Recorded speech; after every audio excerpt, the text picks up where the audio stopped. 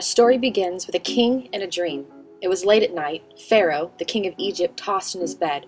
As he slept, Pharaoh had a disturbing dream. In his dream, he saw 7 fat, healthy cows come up out of the river and begin grazing in the grass. Then he saw 7 more cows come up behind them, but these were scrawny and thin. And then the scrawny, thin cows ate the 7 healthy, fat cows. At this point in the dream, Pharaoh woke up and realized it was just a dream. It was disturbing, but then again, dreams can often be disturbing and not mean anything. So Pharaoh turned over and went back to sleep, only to have a second dream. This time he saw 7 heads of grain, plump and beautiful, growing on a single stalk. Then 7 more heads of grain appeared, but these were shriveled and withered by the east wind.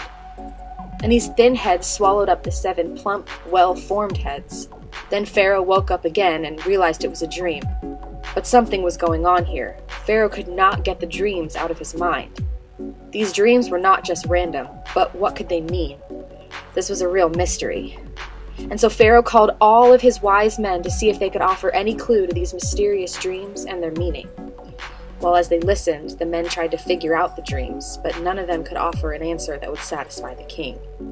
It was then that a suggestion came from an unlikely source, the Pharaoh's chief cupbearer. He said, "Some time ago, you were angry with the chief baker and me, and you imprisoned us in the palace of the captain of the guard. One night, the chief baker and I each had a dream, and each dream had its own meaning. There was a young Hebrew man with us in the prison who was a slave of the captain of the guard. We told him our dream, and he told us each what our dreams meant. And everything happened just as he had predicted. Well, come to find out, this young Hebrew slave was a man named Joseph. He was the one who told the cupbearer that he would soon work for Pharaoh again, and he was right. Maybe this could help Pharaoh with his dream. So Pharaoh sent for Joseph and had him brought to the palace. And when he arrived, Pharaoh said, 'I had a dream last night, and no one here can tell me what it means. But I've heard that when you hear about a dream, you can interpret it.' Joseph said, 'It is beyond my power to do this, but God can tell you what it means and set you at ease.' Pharaoh recounted his dreams to Joseph. He explained them in detail, and when he was finished, Joseph said, 'Both of Pharaoh's dreams mean the same thing. God is telling Pharaoh in advance what he is about to do. The 7 healthy cows and the 7 healthy heads of grain both represent 7 years of prosperity.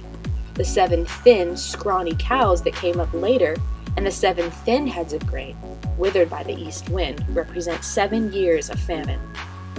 Joseph explained everything about the dreams to Pharaoh. It seemed that God was trying to warn Pharaoh of the future.